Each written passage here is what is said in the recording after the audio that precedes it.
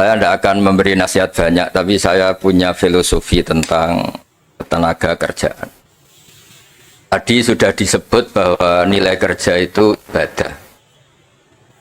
Agama manapun pasti setuju kalau orang mendapat rezeki atau mendapat kebutuhannya karena lewat jalan yang halal. Jalan yang halal itu biasanya pilihannya itu ya kerja, terus warisan, terus hibah.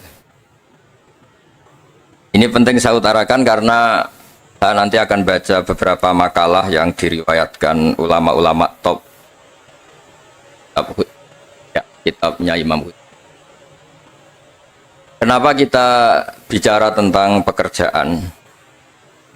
Harusnya kita ketika dapat rezeki itu asumsi Islam, asumsi kebaikan itu to'amul wahid yakfi is. Jadi makanan jatah orang satu atau rezekinya orang satu itu normalnya bisa dimakan orang dua. Wa to'amusnaini yakfi arba'atan. Normalnya rezekinya orang dua itu bisa dimanfaatkan, bisa mencukupi orang empat. Jadi kekacauan dunia ini dimulai karena jatahnya orang satu menghabiskan jatahnya orang seribu. Jadi gara-gara kerakusan itu terus sistem sosial itu menjadi kacau. Harusnya itu to'amul wahid yakfi to'amusnaini yakfi arba'atan. Jadi jatah rezekinya orang satu bisa menghidupi orang dua ke atas, jatahnya rezekinya orang dua bisa menghidupi orang empat ke atas.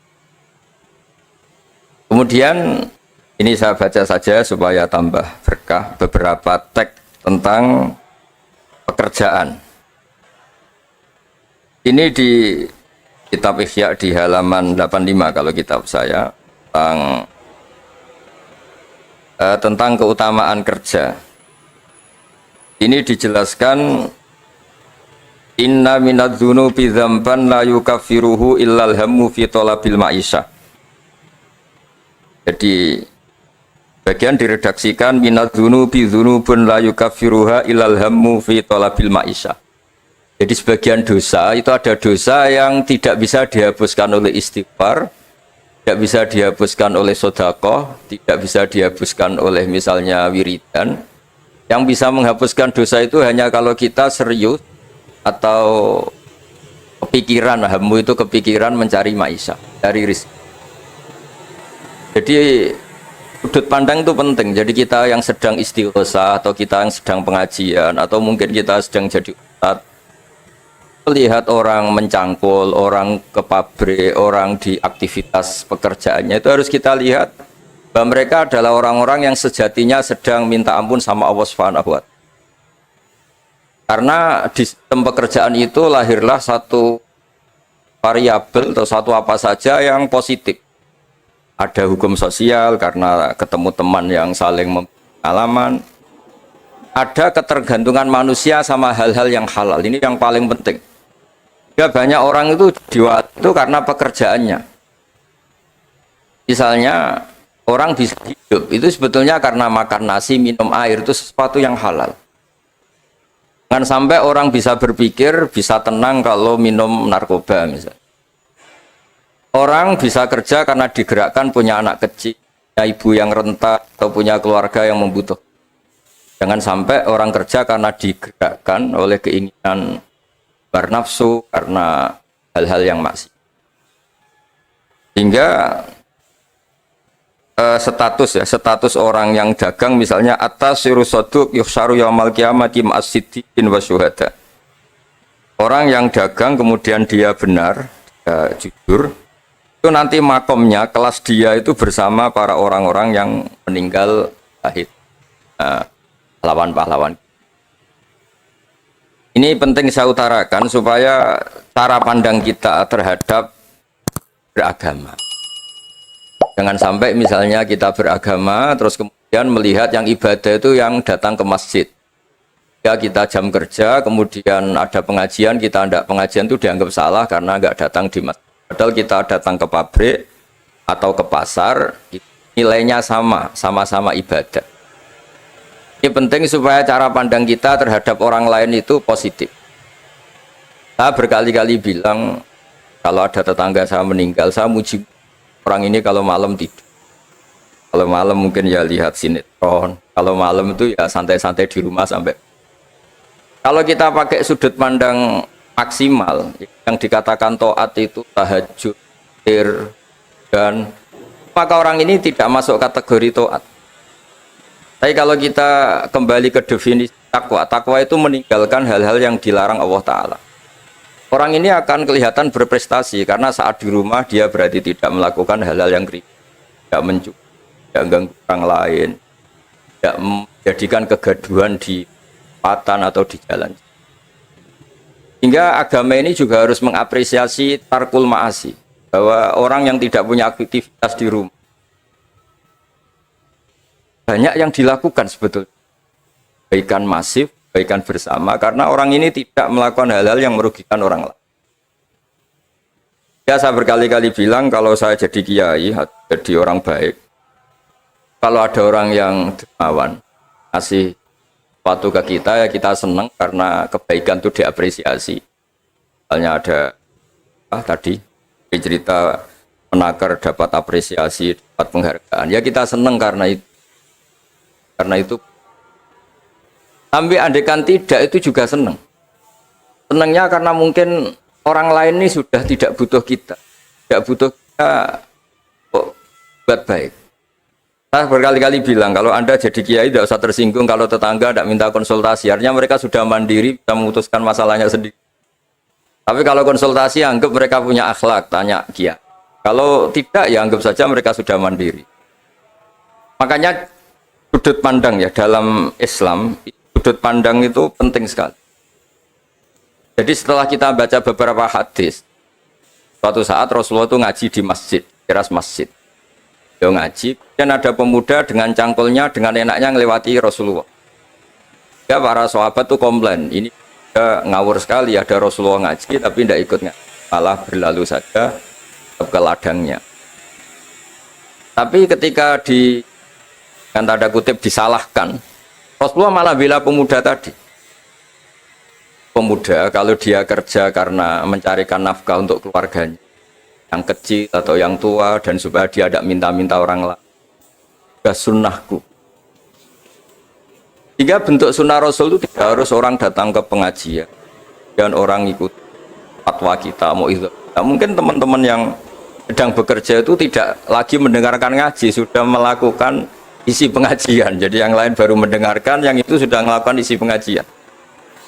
Makanya kalau di daerah saya banyak, kenapa kamu tidak datang ngaji? Saya lebih dari ngaji dari Pak Kiai. Kenapa? Pak Kiai kan yang menyarankan supaya kita baik sama orang tua. Saat Pak Kiai pengajian, saya ngurmat orang tua saya di rumah sakit. Tapi kadang-kadang kita pakai ukuran kita sendiri, yang nggak datang pengajian itu orang jelek karena nggak mau datang. Padahal jangan-jangan yang sedang di rumah itu yang sedang melakukan isi pengajian itu, ya dia tidak datang karena ngerawat orang tuanya, karena sedang asik dengan istri. Itu harus disebut bagian dari kebaikan. Nah, dalam kebaikan Islam, Nabi pernah ngendikan, "Babi ahadikum sedekah." Kamu kumpul dengan istri kamu itu, sampai sahabat protes, "Ya Rasulullah, masa ayati ahaduna syahwatahu wa walahu ajrun?" Masa urusan seneng-seneng sama istri dia dapat pahala? Nabi menjawab, "Alaysa law wada'aha fi haramin akana aliwis." Kalau pelampiasan syahwat itu hal yang negatif atau yang haram, dia akan dosa.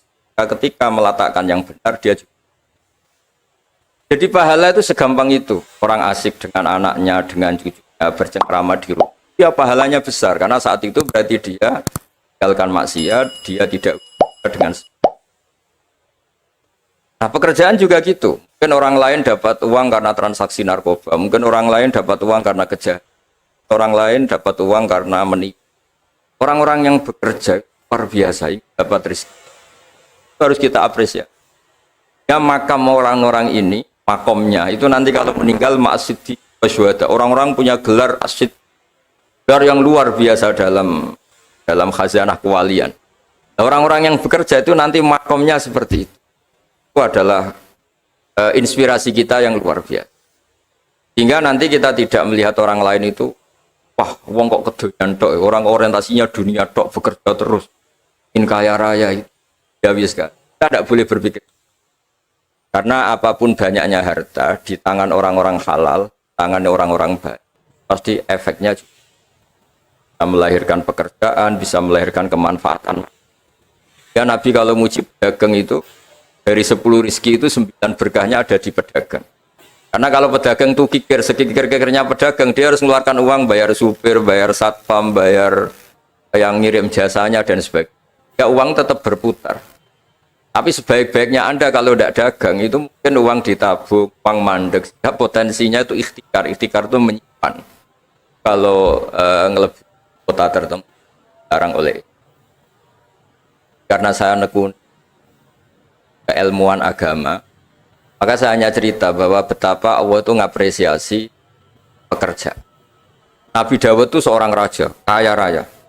Tapi beliau tidak mau makan illa mingkas biyadi, kecuali hasil kerjanya sendiri. Masyhur itu di riwayat, beliau seorang raja, tapi hanya makan kalau tembikar atau anyaman bambunya atau apalah, pokoknya dari anyaman bambu itu terjual. Kalau hari itu nggak terjual ya nggak bisa makan. Padahal beliau seorang raja, saking inginnya supaya rezeki yang dia makan, yang beliau makan mingkas biyadi, dari hasil karyanya sendiri. Banyak kiai-kiai guru kita yang secara lahir kaya, tapi yang pondok untuk dirinya itu sekadarnya. Bahkan saking ekstrimnya di dunia kiai itu ada seorang kiai yang pisang tanam secara halal dan di tanah yang pasti halal.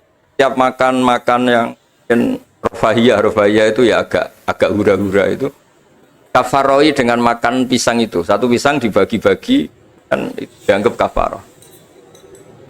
Nah kenapa cara-cara publik itu banyak rofahiyah itu begitu misalnya. Mungkin kalau kita kiai kecil atau tokoh kecil atau siapa saja yang nasibnya kecil, mungkin kita muassis, kita pendiri. Misalnya ada kiai kecil kampung tertentu, dia pendiri. Tapi mungkin setelah kita jadi kiai besar itu, saya diundang masjid itu, dan kemudian posisi kita mendapat. Yang menjadikan kita harus tawadhu seperti tadi syairnya Mbah Mus tadi. Ketika kiai kecil pendiri masjid, tanah kita dipakai masjid, setelah kita kiai besar kok malah dapat uang dari masjid.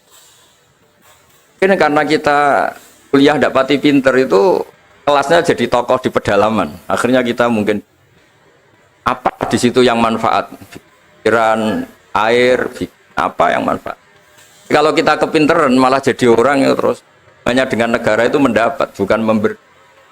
Nah hal-hal seperti ini harus jadi motivasi semua pekerja. Menteri juga mentalnya harus memberi.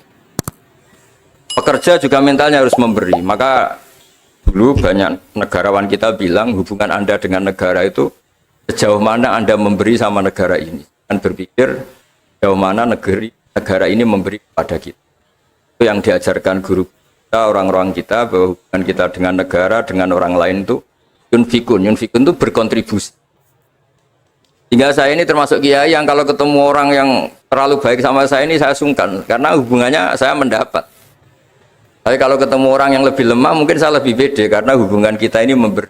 Itu yang diajarkan al-yadul ulya khairu, bahwa tangan yang atas lebih baik ketimbang tangan di bawah.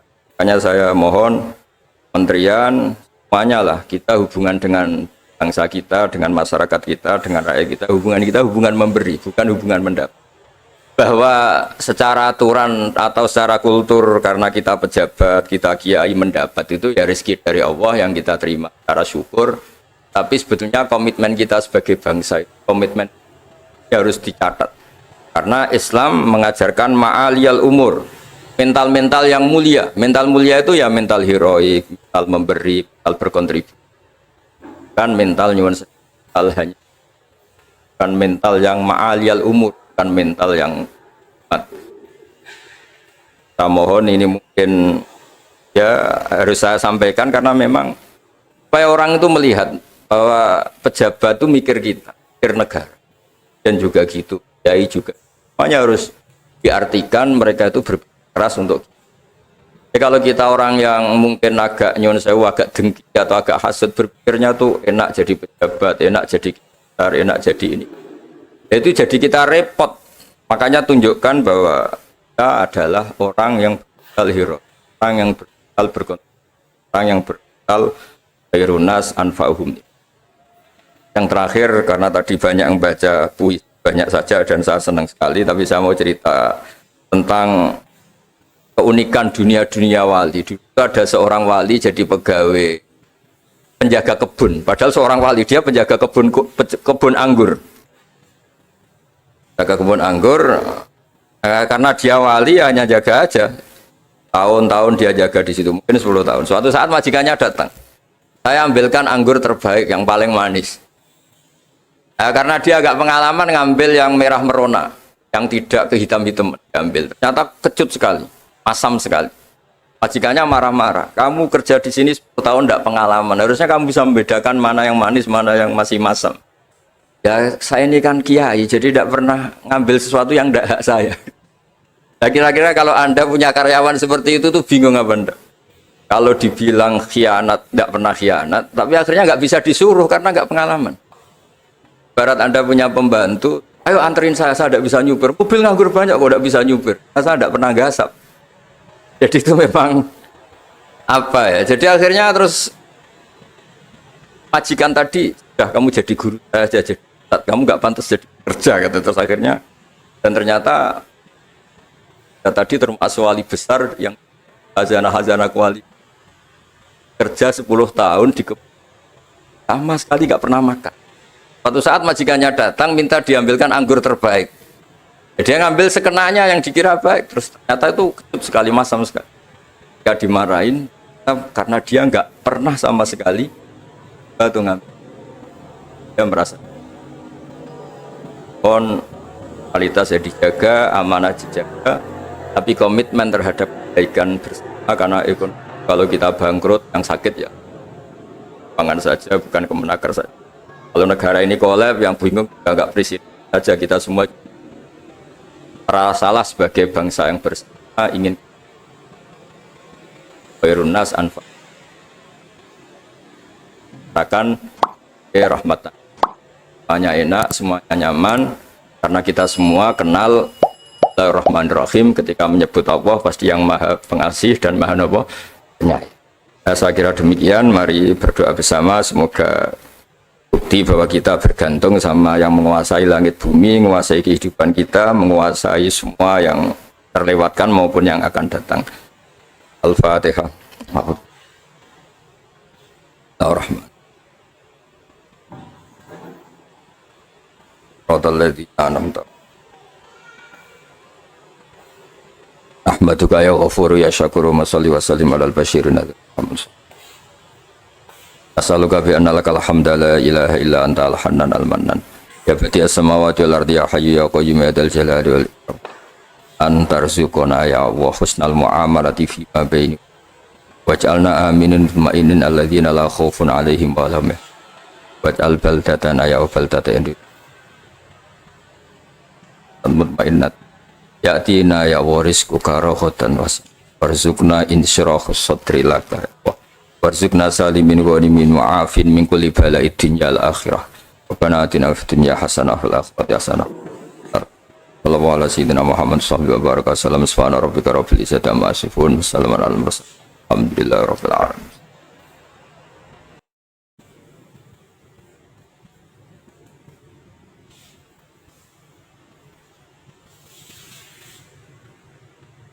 Ya kurang lebih mohon maaf. Assalamualaikum warahmatullahi wabarakatuh.